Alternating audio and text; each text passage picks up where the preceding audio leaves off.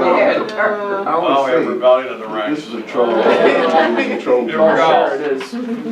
We're like the In city of what Troy. year did Muhammad claim the first receiving revelation of God's word from the angel Gabriel? What year? 610. 610. Okay, now on your board, hold your notebooks. Write We don't down have pens 5. out. Make a I list. don't have pens. You don't, oh, I'm gonna get you pens. Oh, we can't. We can't let you off the hook. I should have had my mouth shut. Yes. Here we go. But your notebooks are closed. Do Muslims recognize Here we go, here we go. recognize the Should you year do? 610? The 5 pillars of the Islamic faith. 5 things every Muslim, every Muslim is supposed to do. I don't know. I can't remember the names. I can't remember the names. Where was it? What you do? Come on, what you It's do? over here. I can't remember the It's names. the salat, the zakat. I do want you to have a basic understanding of what it's about, because I want you equipped to win a Muslim. A little bit about their faith, a little respect for it. The salat is Christianity 5 teaches times. toleration, and we win people, not coerce them. What is the Hallelujah. recitation? Did I have to be in a water suit you can come up with? No. My handwriting is so bad, you know.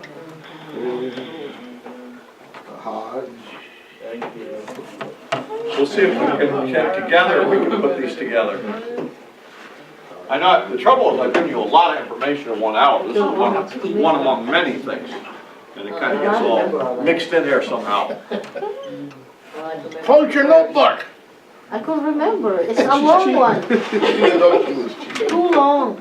He's cheating, he's looking at notes if you're right. I don't know the names. Okay, all right, yeah. That's a long. Wait a minute, I missed one. It's a sentence. But it's just one, okay? Okay. Who remembers the first one? What is the confession of faith to make you a Muslim? What is it? Recite now. There is no God but God, and Muhammad is his prophet. That's your confession, number 1. Number 2, when do you pray, folks? 5 times. 5 times a day. And it's you memorize these prayers. You get on your prayer rug and you recite those prayers. Okay? And you face Mecca, and you do that. Third one is, let's see, I don't know what you want to put for third. I don't know the last 3. I think is it fasting in the month of Ramadan. Then giving of alms to the poor as you're able. The 4th. Okay? This is one of the reasons you hear in the news sometimes that they'll close down a Muslim charity because people are supposed to give alms, so they give alms to this Muslim charity, and part of the money is used for terrorism. This creates money. Funny things can happen with it. If you get a fundamentalist Muslim working in that charity. And the last one is a pilgrimage to Mecca sometime in your life if you're able-bodied. Also, they said that What's that? in Mecca, only Muslims can go in the city of Mecca. I'm not sure. I didn't know it was the whole city. Probably. I know the temple. You're a dead man if Yeah, no, you can't. No, It's the whole city. No, only you have to be a Muslim. Doesn't surprise. And they touch a meteorite. Yeah. The black stone. We'll talk about. I think I can get that out there. I have a little pictures of it. Okay. All right. So that is this. So in a sense, a very simple faith, but it's based on the Quran, and that becomes our problem, which I want to get to now. Okay. A biblical response to Islamism. Believers in Jesus Christ should think of their enemies as people who are lost and facing a crisis eternity. Islamists are trapped in a dark and desperate religion, doing Satan's will while they think they are doing God's will. You're not the first or last people to do that. Jesus foretold of people like the Islamists, the time is coming when anyone who kills you will think they are offering a service to God. Now Jews, in the first century put to death Christians for this purpose. And you think of that usually in a biblical context, but it was true with the Islamists, or what we call the fundamental or radical Islamists. So, Christians should take comfort in the fact that this world is not our ultimate home.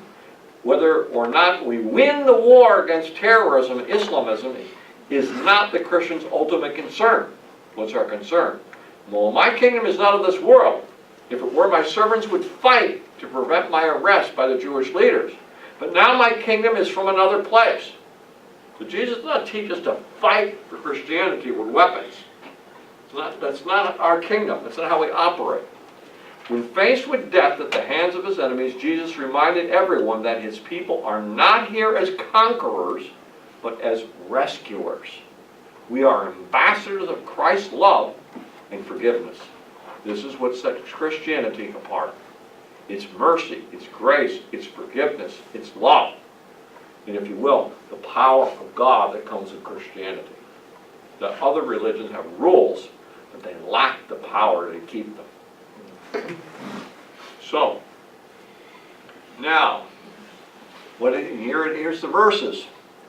This is from Jesus' Sermon on the Mount, his first sermon in the New Testament.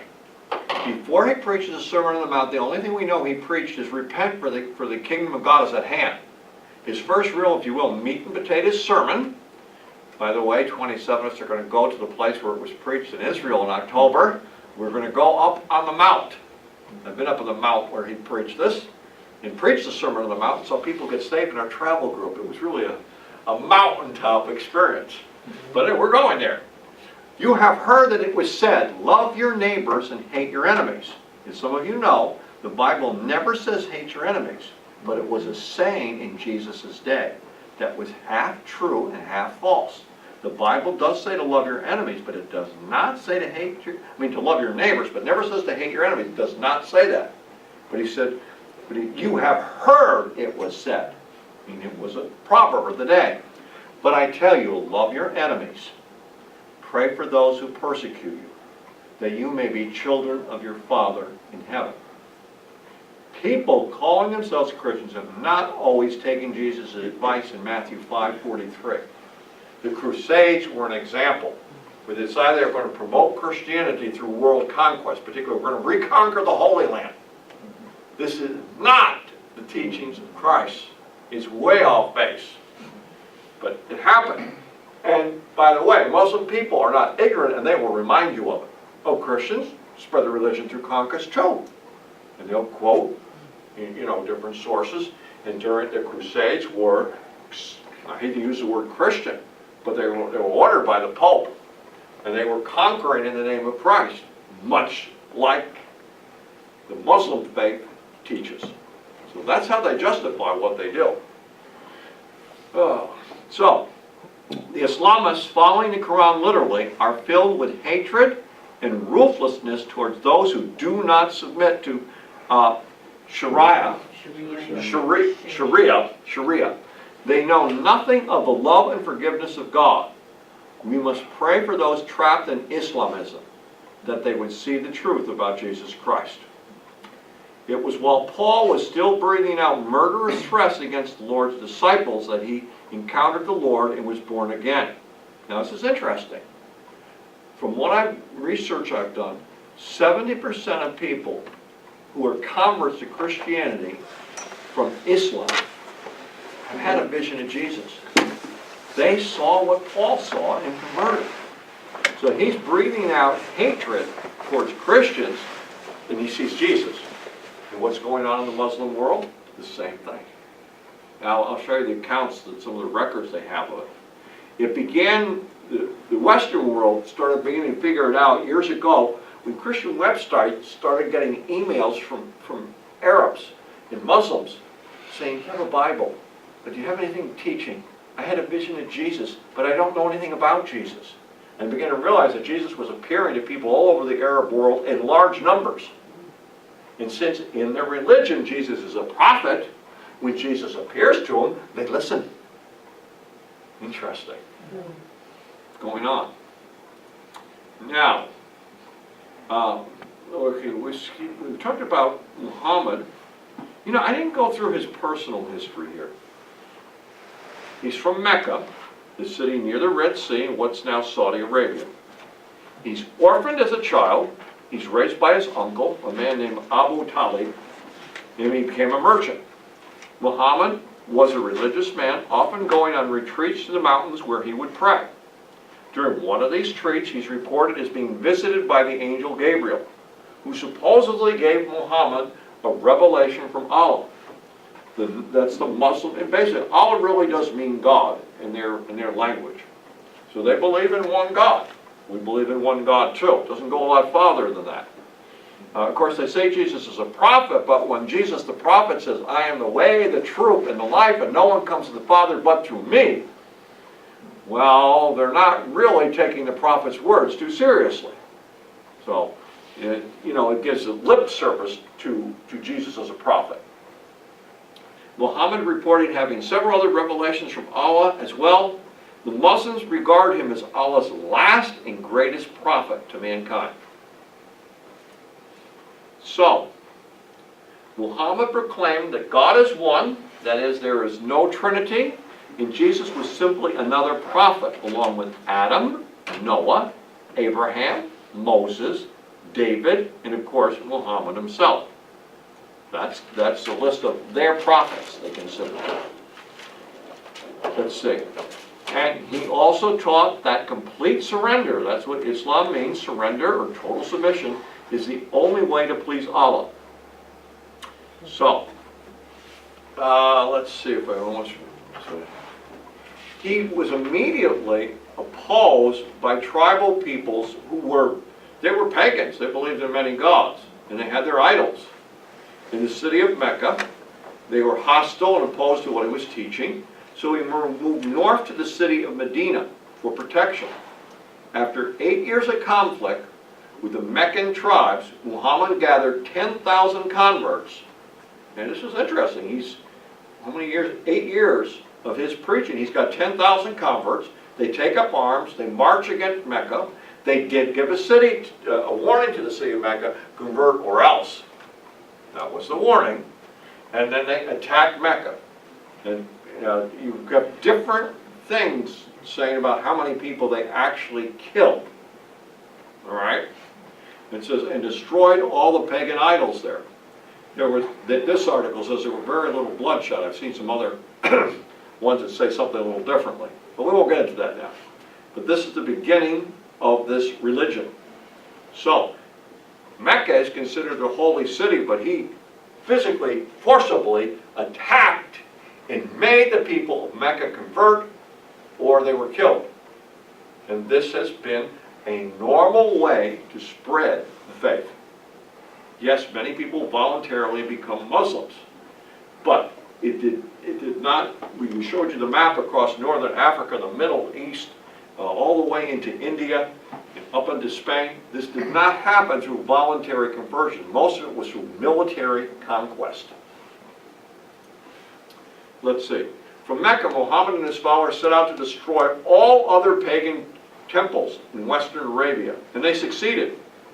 The rest of Muhammad's life was given to the promotion and growth of Islam throughout the Islamic world.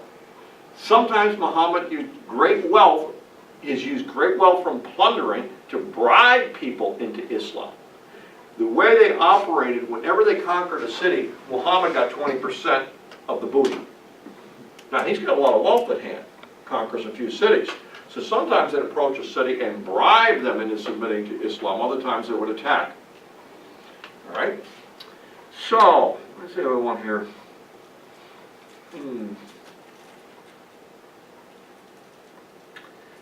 Oh, I'm going to keep going here. I don't need all of these quotes now. Muhammad claimed to have continued to receive revelations from Allah until his death. And his revelations are collected in what book, folks? The Quran. They're supposed to be, every word of the Quran is supposed to be a word, God's words, not Muhammad's words. And then, what Muhammad did and said himself is called the Hadith. So those are the two major books of theirs. And then there are, different things, collections of what, how would I say, Muslim leaders that followed him, especially the first 4 caliphs, the things they said and taught. All right. Particularly because of the denial of God's triune nature, Father, Son, and Holy Spirit, the teaching that salvation must be earned by works, another error, the denial of the deity of Jesus Christ. To them, he is a prophet, but he is not God. Secondly, Muhammad taught that Jesus did not die on a cross. That is an historical fact supported by Roman historians, not just Jewish and Christian sources. He died on a cross. So Muhammad is wrong. That's one of the things that, you see here. So if you leave out the sacrificial death of Christ, his deity, the Trinity, you have a false religion. No matter how many Bible stories it refers to. You've cut out the core belief of Christianity. So, let's see. Muhammad led 27 military campaigns against innocent villages and caravans and planned another 38. And here we have something from the Hadith. These are supposed to be the words of Muhammad. I am the prophet that laughs when killing my enemies. Now, you get a schoolboy, and you send him to a Muslim fundamental school, and you write this quote on the board and have the kids memorize it, you're preparing for a terrorist mindset. I am the prophet that laughs when killing my enemies.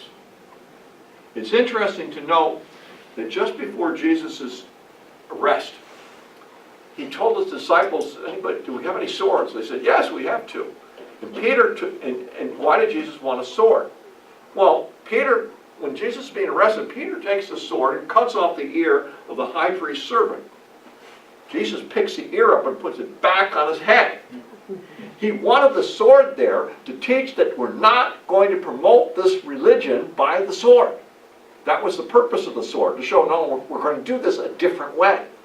So he went to the extra mile to teach non-violent propagation of the gospel.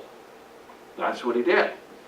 So he needed a sword there to illustrate how against he was using military force for the kingdom. Well, with this we have 2 opposing ideas of how to spread the faith. Let's see. It also, we mentioned rejecting Jesus as Messiah. Islam rejects Jesus as the divine Son of God. Islam rejects the Jewish people as inheritors of the promises of God. The promises go to who? Which son? Folks? Ishmael. Ishmael, not the Jews. Isaac's not the blessed favored one. Ishmael is. Of course, the Arab people ate this up because he was their ancestor. All right. Yeah. Islam lies that Jesus, Yeshua, never died on a cross outside the gates of Jerusalem. Now, let's see if we can... I didn't realize it. This source says he had 12 marriages, sex with a child. One of his wives was 9 years old. That's a child. Slaves, concubines.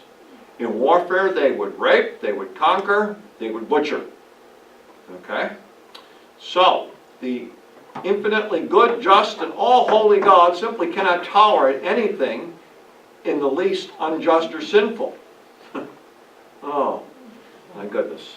We could go on here, but let's go on to, I'm going to actually get to some quotes here. These are some general ones. I'm going to get to ones where I actually get chapter and verse. Does the Quran really contain over 100 verses promoting violence? We're going to look at some of them. I want to actually get to the verses. Here we go. Let's look at some of these. Quran, chapter 2, 191. And fight in the way of Allah those who fight you, but transgress not the limits. True, Allah likes not the transgressor. That's the peaceful verse. Now, next thing it says, and kill them wherever you find them, and turn them out from where they have turned you out. Eye for an eye, tooth for a tooth kind of thing. And al-fina is worse than killing, and fight not with them. So he goes on. Let me go on here, the next one. 193, and fight them until there is no more fitna, or disbelief, in worshiping of other things besides Allah. And all and every kind of worship is for Allah alone. But if they cease, let there be no transgression. I'm going to go on here because they get more clear here. Look at 2:244. And fight in the way of Allah, and know that Allah is all hearing, all knowing. Fight in the way of Allah. Now Jesus says, go into all the world and preach the gospel. Muhammad says, go and fight and conquer. 2:16. Fighting, holy fighting in Allah's cause, that's what it's speaking about, is ordained for you Muslims, though you dislike it. And it may be that you dislike a thing which is good for you, and that you should like a thing which is bad for you. Allah knows, but you do not know. So what he's saying is, no, you don't want to fight, but it's good for you. That's what it says. And this is how you develop a radical Muslim. You teach them verses from the Quran. 356. As to those who reject faith, I will punish them with terrible agony in this world. Does that mean you can torture people who do not believe? If you take this verse seriously, absolutely. It's in the Quran. And in the hereafter. Next one, 3:151. Soon shall we cast terror into the hearts of the unbelievers. So you're supposed to act in such a way to cast terror in their hearts. Well, if you line a bunch of them up and chop their heads off and torture them or rape them, this causes terror. Now these are violent verses. Soon shall we cast terror into the hearts of the unbelievers. And so you figure out ways to terrorize people. Quran 4:74. Let those who fight in the way of Allah, who sell the life of this world for the other, whoso fighteth in the way of Allah, be he slain or be he victorious, on him we shall bestow a vast reward. If you die fighting and killing for Allah, you have a great reward in paradise. That is in the Quran. And that fuels terrorism. You notice how many of these I'm showing you? Mm-hmm. Before, we gave you the moderate, peace-loving Muslim faith, I used 7 quotes. I think 4 of them from the Quran. Here we have 109, they count them, 109 violent ones. Well, the 4 peace-loving ones and the 109 violent ones is not an even match. So, this is how this thing develops.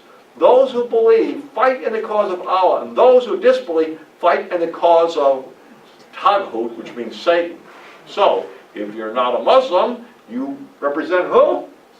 Satan. Today in the Arab world, or the Muslim world should we say, Israel is considered a great Satan, and the United States is considered called a great Satan. So fight you against the friends of Satan. That's not what they're saying. Ever feeble indeed is the plot of Satan. Quran 4:89. They but wish that you should reject faith as they do, and thus be as the same footing as they. But take no friends from their ranks until they flee in the way of Allah. But if they turn renegades, seize them and slay them whenever you find them. This is like incredible. They're not faithful? Kill them. They turn their backs on Islam? Slaughter them. So you'll often hear when they get into I remember it happened in Iraq, when the Iraqis who wanted to surrender to the U.S. forces, what were the other soldiers supposed to do? Kill them if they saw them deserting. Yeah. Because the Quran commands it, and they're taught it. If you want to desert, we're going to try to kill you. The Quran commands us to kill traitors, deserters. Quran 4:95. Not equal are those of the believers who sit at home, except those who are disabled by injury or blind or lame, and those who strive hard and fight in the cause of Allah with their wealth and with their lives. Allah has preferred in grades those who strive hard and fight with their wealth and their lives above those that sit at home. Meaning, He more blesses the one who goes to fight and kill for Allah than the one who stays home. And to each Allah has promised good paradise, but Allah has preferred those who strive hard and fight above those who sit home by a huge reward. Much greater reward to fight for Islam and kill for Islam. This is where you hunt down your enemies here. 104, and be not weak-hearted in pursuit of the enemy. If you suffer pain, and surely they too suffer pain as you suffer pain. Oh, this is their fighting orders. How many do I want to all read? Oh, yeah. Oh. You get. Yes, this is the one where you actually see them practicing this today. They put videos on YouTube of people doing this. The punishment of those who wage war against Allah and His messenger and strive to make mischief in the land is only this, that they should be murdered or crucified, or their hands and their feet should be cut off on opposite sides, and they should be in prison. From the Quran, chapter 5, verse what? 33. Cut their opposite hand and foot off. This is, and you'll see, you know, I'm not showing anything, but I've told them that they do this. They'll videotape beheadings and people's hands being chopped off. They're following the Quran, literally. 8:12, I will cast terror in the hearts of those who disbelieve. Therefore strike off their heads and strike off every fingertip of them. Cut their heads off, their fingertips. And this, like I said, we haven't done anything but quote the what? The Quran. And yet there are a few peaceful verses. We've got those. But those people tell you about the people, they don't even mention this. They don't even try to defend this thing. They're there.